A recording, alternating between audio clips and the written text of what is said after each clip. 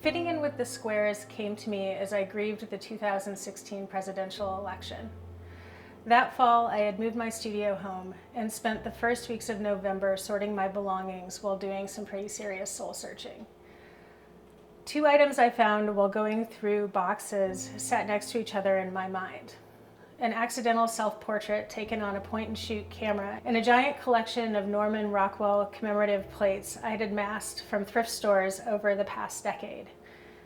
I think it was their shared color palette that first brought the image and the material together for me, but the incongruence of their content is what set me into motion.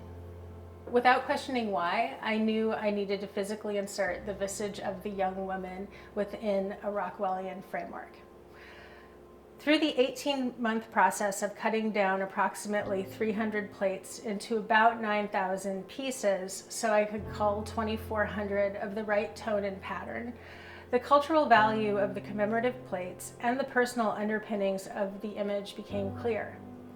Rockwell's imagery told of an America where father knew best, women knew their place, and people of color were not part of the story. It was essentially MAGA illustrated. The experience slowly revealed the formative and persistent role of resistance and resilience in my life as well. In the woman in the portrait, I see shades of my mother, who raised me in an era she fought to secure. I see a woman with greater agency over her life than her foremothers. I see a woman who knows what to take from life, what to leave, and how to build a future out of the pieces that fit. Oftentimes, the subject matter of my work is not easy. And part of why I make it is to go through the process of committing a certain portion of my life to better understanding the answers. I see myself as like a conduit, like I'm just between things. Like I tend to gravitate towards a material, and then in time I understand what it needs to be.